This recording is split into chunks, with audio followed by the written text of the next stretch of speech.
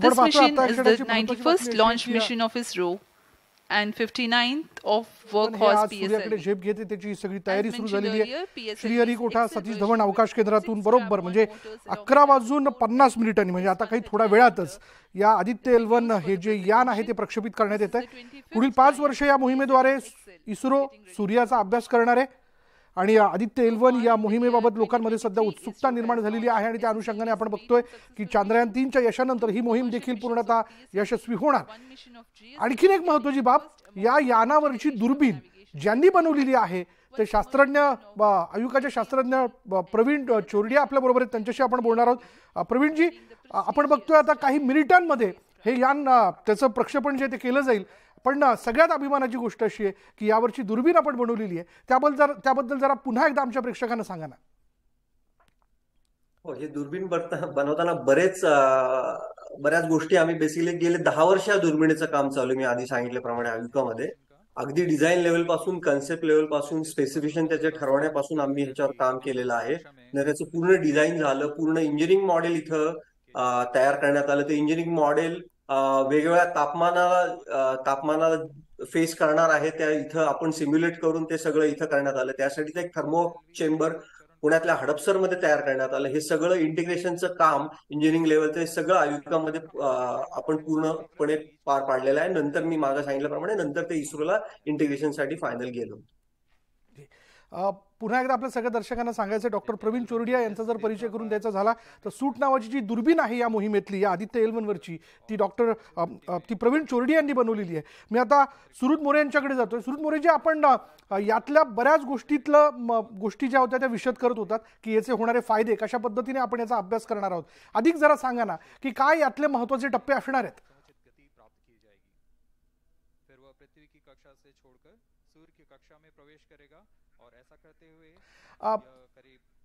More sir, जरा आपण unmute केलं तर बरं होईल, आपला आवाज आमच्यापर्यंत पोहोचत नाही.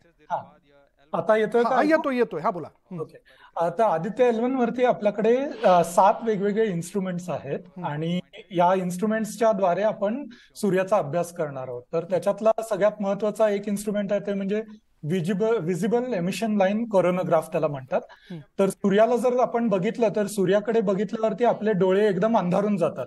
तर तशीच काहीतरी गोष्ट आपल्या टेलिस्कोप्सची पण होऊ शकते. जर टेलिस्कोपने तुम्ही सूर्याकडे बघायला गेलात तर सगळं म्हणजे टेलिस्कोप जळू शकतो इन प्रिन्सिपल, किंवा तुमच्या डोळ्यांना इजा होऊ शकते.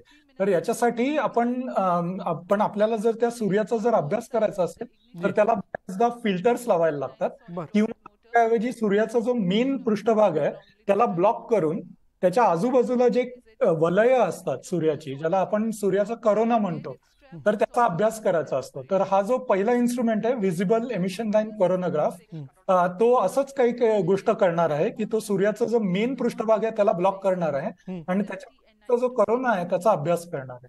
तर त्याच्या बाजूचा जो करोना आहे त्याचं टेम्परेचर जे आहे ते जवळजवळ 1 मिलियन म्हणजे 10 लाख डिग्रीज एवढं जास्त इतकं त्याचं तापमान असतं.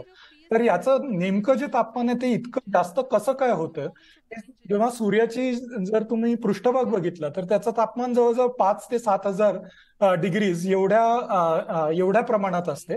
पण त्याच्यानंतर अचानक जेव्हा तुम्ही थोडंसं वरती जाता त्यावेळेला तिथला जो करोना आहे त्याचं टेम्परेचर अचानकपणे दशलक्ष केल्विन किंवा दशलक्ष डिग्री सेल्सिअस इतकं कसं काय होऊन जातं.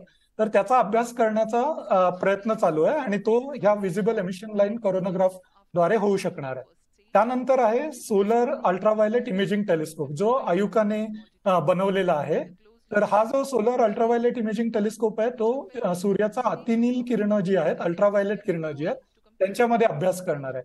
तर या अतिनील किरणामध्ये आता तो ऍक्च्युली पृष्ठभागाकडे बघणार आहे.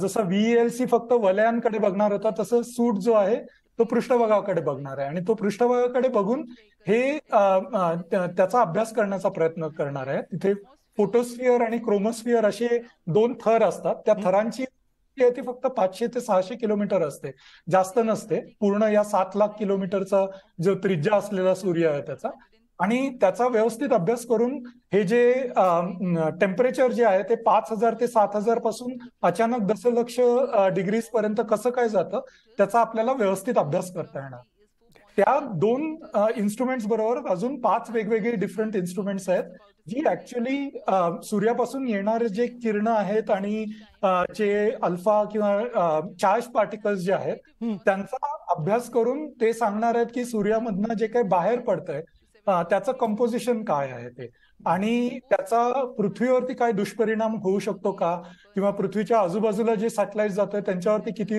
दुष्परिणाम होऊ शकतो त्याचा अभ्यास करू शकणार आहे. सो त्याला स्पेस वेदर असं म्हणतात. तर या स्पेस वेदरचा पण आदित्य L1 हे जे 5 वेगवेगळे इन्स्ट्रुमेंट्स आहेत त्याच्याने अभ्यास करणार. सूरजजी आणि प्रवीणजी, मी पुन्हा एकदा आपल्याकडे येतो. मला पुन्हा एकदा आपल्या सगळ्या दर्शकांना सांगायचं आहे की 2 महत्त्वाचे शास्त्रज्ञ आपल्या बरोबर आहे. त्यातले प्रवीणजी, ज्यांच्याबद्दल मी यापूर्वीच सांगितलं की या मोहिमेतली जी दुर्बीण आहे, यानावरची दुर्बीण, ती त्यांनी तयार केलेली आहे आणि ते फक्त आणि फक्त न्यूज 18 लोकमतवरती आज आपल्याशी संवाद साधतायत. यानंतर इथे वेळ झाली का ब्रेकची. ब्रेक घेऊयात. पहा फक्त न्यूज 18 लोकमत.